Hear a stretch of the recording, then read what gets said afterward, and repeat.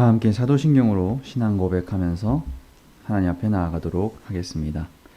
전능하사 천지를 만드신 하나님 아버지를 내가 믿사오며 그 외아들 우리 주 예수 그리스도를 믿사오니 이는 성령으로 잉태하사 동정녀 마리아에게 나시고 본디오 빌라도에게 고난을 받으사 십자가에 못 박혀 죽으시고 장사한 지 사흘 만에 죽은 자 가운데서 다시 살아나시며 하늘에 오르사 전능하신 하나님 우편에 앉아 계시다가 저리로서 산자와 죽은 자를 심판하러 오시리라. 성령을 믿사오며 거룩한 공회와 성도가 서로 교통하는 것과 죄를 사하여 주시는 것과 몸이 다시 사는 것과 영원히 사는 것을 믿사옵나이다. 아멘. 찬송가 543장 찬송가 543장 찬양하겠습니다.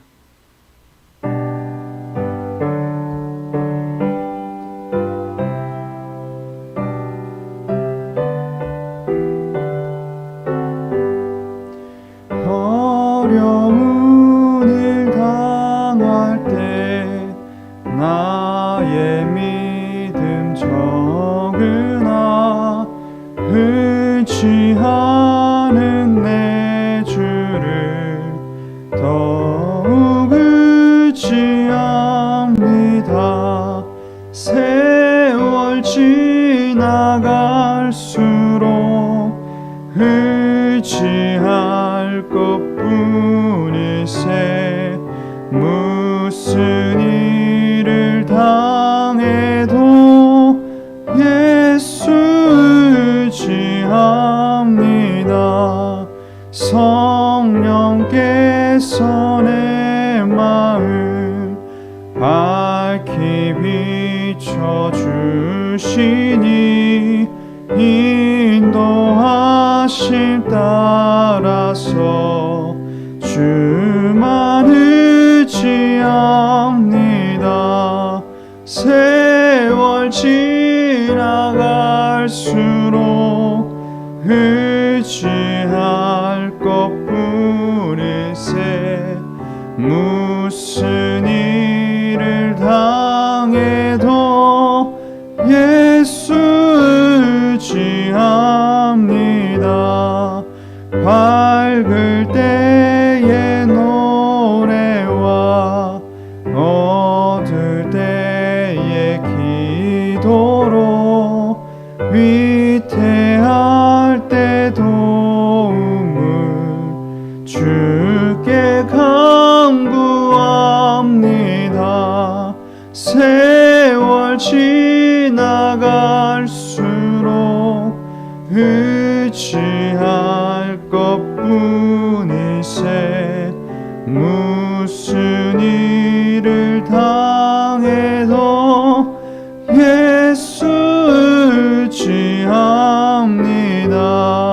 생명 있을 동안에 예수 의지합니다.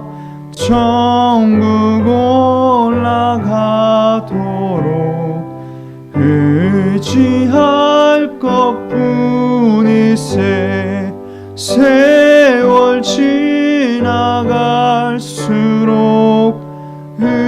의지할 것뿐이세 무슨 일을 당해도 예수 의지합니다. 오늘 우리에게 주시는 하나님의 말씀은 사무엘상 21장 1절에서 9절까지의 말씀입니다. 사무엘상 21장 1절에서 9절까지의 말씀입니다. 구약성경 445면에 있습니다. 저와 여러분이 한 절씩 교독합니다. 다윗이 노베 가서 제사장 아히멜렉에게 이르니 아히멜렉이 떨며 다윗을 영접하여 그에게 이르되 어찌하여 내가 홀로 있고 함께하는 자가 아무도 없느냐 하니 왕이 내게 이를 명령하고 이르시기를 내가 너를 보내는 것과 내게 명령한 일은 아무것도 사람에게 알리지 말라 하시기로 내가 나의 소년들을 이러이러한 곳으로 오라고 말하였나이다. 이제 당신의 수중에 무엇이 있나이까? 돛 5덩이나 무엇이나 있는 대로 내 손에 주소서 하니 제사장의 다윗에게 대답하여 이르되 보통 평범대 수중이 없으나 거룩한 것도 있나니 그 소년들이 여자를 가까이만 하지 아니하였으면 주리라 하니라. 다윗이 제사장에게 대답하여 이르되 우리가 참으로 3일 동안이나 여자를 가까이 하지 아니하였나이다. 내가 떠난 길이 보통 여행이라도 소년들의 그릇이 성결하겠거든 하물며 오늘 그들의 그릇이 성결하지 아니하겠나이까 하매 제사장이 그 거룩한 떡을 주었으니 거기는 진설병 곧 여호와 앞에서 물려낸 떡밖에 없었습니다. 이 떡은 모은 떡을 드리는 날에 물려낸 것이더라. 그날에 사울의 신하 한 사람이 여호와 앞에 머물러 있었는데 그는 도액이라 이름하는 에돔 사람이요 사울의 목자장이었더라. 다윗이 아히멜렉에게 이르되 여기 당신의 수중에 창이나 칼이 없나이까. 왕이 우리 급함으로 내가 내 칼과 무기를 가지지 못하였나이다 하니 제사장이 이르되 내가 엘라 골짜기에서 죽인 블레셋 사람 골리앗의 칼이 보자기에 쌓여 에봇 뒤에 있으니 내가 그것을 가지려거든 가지라. 여기는 그것밖에 다른 것이 없느니라 하는지라. 다윗이 이르되 그 같은 것이 또 없냐니 내게 주소서 하더라. 아멘. 신앙생활을 살아가는 그리스도인의 무기는 믿음입니다. 성령은 믿음이 있는 사람은 세상이 감당할 수 없는 사람이다라고 히브리서 11장 38절에서도 말씀하고 있습니다. 그리스도인은 위기 상황이 닥칠 때 고난 속에서 뜻을 이루어 가시는 하나님의 인도를 믿음으로 볼 수 있어야 합니다. 그런데 하나님의 부르심을 따라 살아가려고 하는 그리스도인의 삶은 세상의 관점에서 보면 엄청난 도전입니다. 현실의 삶에서는 생존과 신앙을 위협하는 사건들이 다양하게 발생하기 때문입니다. 각박한 현실 사회 속에서 위기가 닥칠 때 하나님의 계획과 목적이 좌절되는 것과 같은 그런 느낌이 들 때 그리스도인은 하나님이 먼저 그의 나라와 의를 구하는 자에게 필요를 주시는 분이심을 기억할 수 있어야 합니다. 다윗은 일찍이 소년의 모습으로 블레셋 장군 골리앗을 무찌른 위인입니다.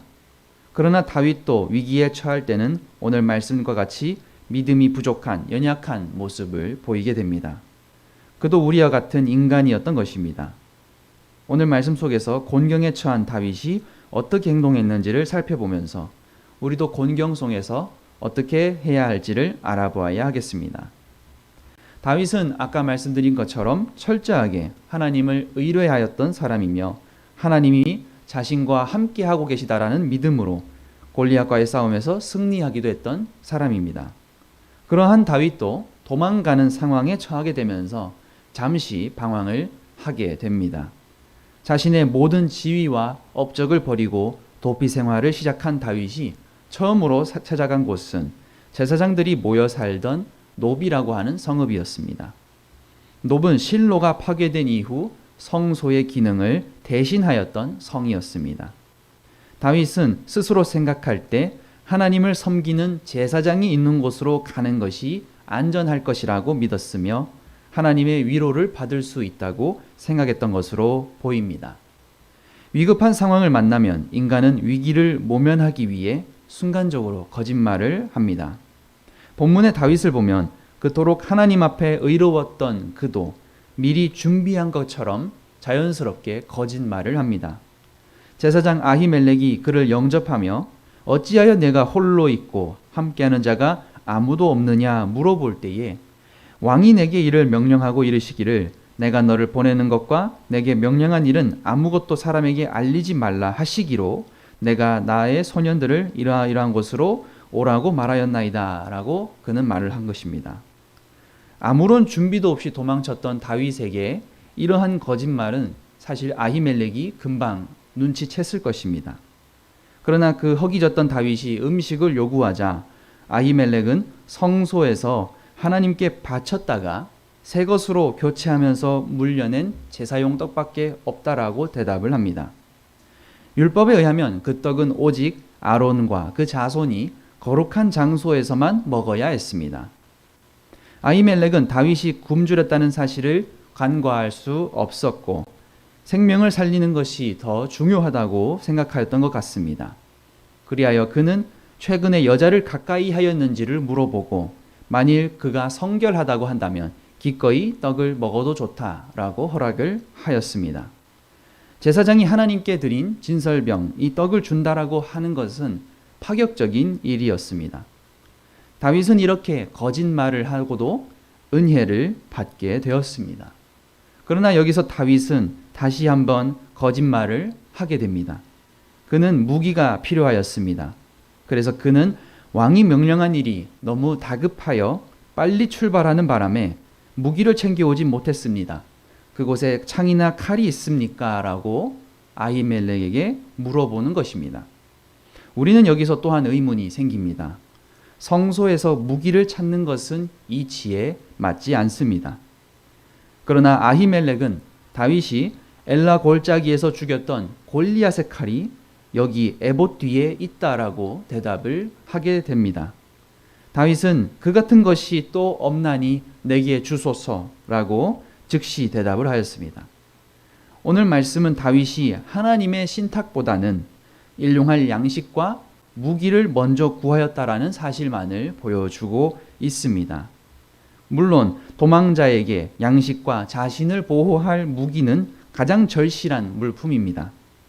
그러나 다윗은 자신의 생존을 위해서 제사장에게 음식과 무기를 요청한 것입니다. 그러나 우리가 살펴본 것과 같이 사실 이것들은 하나님께서 다윗에게 공급해 주신 것들이었습니다. 물론 다윗은 아무도 믿지 못했을 것입니다. 그래서 그는 거짓말을 하였을 것입니다. 그러나 그 순간의 위기를 모면하려고 했던 거짓말로 인해서 훗날 아히멜렉과 그 동료들이 죽는 사건이 발생하게 됩니다. 바로 그곳에는 사울의 신하이며 목자들의 대장이었던 도액이라고 하는 사람이 있었습니다. 도액은 훗날 사울에게 다윗과 제사장 아히멜렉 사이에서 일어난 일을 고발하였고 사울의 지시를 따라 제사장 아히멜렉과 85인의 제사장들을 죽이고 노베에 있던 성읍의 사람들과 가축들 또한 모두 죽이게 됩니다. 비록 다윗은 억울하게 도망자 신세가 되었지만 자신의 생존을 위해서 잘못된 방법을 선택하였습니다. 그는 자신의 고난 앞에서 한없이 연약해졌습니다. 그리고 그 결과는 끔찍한 비극으로 이어지게 되는 것입니다. 다윗은 훗날 도액으로 인해서 제사장들이 죽임당하는 일을 아히멜렉의 아들 아비아달에게 전해 듣고 고통스러워했습니다. 우리는 이 사건들을 바라보면서 우리의 삶 속에서도 고난과 원하지 않았던 사건들이 발생하는 것을 떠올릴 수 있습니다. 고난이 우리에게 어떠한 형태로 주어질지 알 수는 없지만 우리는 그때에도 하나님을 의지하는 믿음으로 이겨내야 합니다. 우리는 유한한 존재입니다. 하지만 하나님이 우리에게 공급자가 되어 주십니다.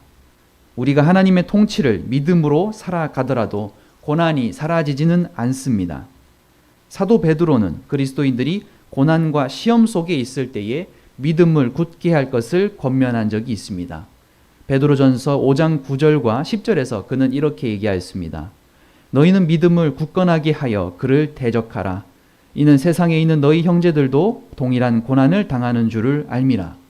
모든 은혜의 하나님 곧 그리스도 안에서 너희를 부르사 자기의 영원한 영광에 들어가게 하시니가 잠깐 고난을 당한 너희를 친히 온전하게 하시며 굳건하게 하시며 강하게 하시며 털을 견고하게 하시리라. 아멘. 사랑하는 성도 여러분, 사람이 위기에 처하면 본래의 죄성을 따라 행동하기 쉽습니다. 인간을 의지하기도 하고 거짓말을 하기도 하며 이웃에게 해를 끼치기도 합니다. 그러나 그리스도인은 공경에 처할수록 하나님께 도움을 구하고 그분의 뜻을 따라야 합니다. 고난은 오히려 그리스도인에게 그리스도를 자랑할 수 있는 좋은 기회가 될 수 있는 것입니다. 우리는 고난 속에서 방황했던 다윗과 달리 고난 중에서도 우리는 믿음을 잃지 않고 더욱 하나님의 진리를 따르는 삶을 살아가야 합니다. 하나님이 사용하시는 사람은 누구나 연단의 과정, 광야의 시간을 거칩니다. 다윗은 그 연단의 과정을 통하여 진정으로 하나님의 사람이 되어갔습니다. 우리가 겪는 삶의 자리에서 고난이 나타날 때에 눈앞의 수치와 위험을 벗어나려 하기보다는 하나님 앞에서 기도하며 하나님의 때와 하나님의 나라를 우선으로 구하는 여러분들 되시기를 주님의 이름으로 간절히 기도합니다. 함께 기도하시겠습니다. 사랑이 많으신 하나님 아버지, 오늘 다윗이 갈 바를 알지 못하고 도망을 다녔을 때에 그에게 음식과 무기를 주시며 또 그에게 쉼을 허락하여 주셨습니다. 비록 다윗이 연약하여져서 그가 거짓말을 하였고 또 그로 인해서 큰 피해를 입게 되었지만 주님, 오늘 말씀을 통하여 우리가 다윗과 같이 행동하지 아니하고 우리는 주님 앞에서 거룩한 하나님의 자녀로서 믿음의 힘을 잃지 않게 하여 주시옵소서. 주님, 저희가 비록 부족하기 때문에 무엇을 먹을지 무엇이 필요한지 항상 질문하고 살아가지만 주님께서 말씀하신 것처럼 먼저 그의 나라와 의를 구할 때에 주님께서 우리에게 필요한 것을 다 제공해 주실 줄을 믿는 그 믿음을 저희에게 허락하여 주시옵소서. 그리하여 저희가 주님 앞에 섰을 때에 두려워 도망하지 아니하고 언제나 주님 앞에 서서 믿음으로 무기를 쥐고 살아갈 수 있는 저희 될 수 있도록 인도하여 주시옵소서. 이 모든 말씀 우리 주 예수 그리스도의 이름으로 간절히 기도합니다. 아멘. 이 시간 함께 기도하실 때에 오늘 말씀을 묵상하면서 또 여러분의 가정을 위하여, 여러분의 꿈을 위하여, 여러분의 삶을 위하여 기도하는 시간 되시기를 바랍니다.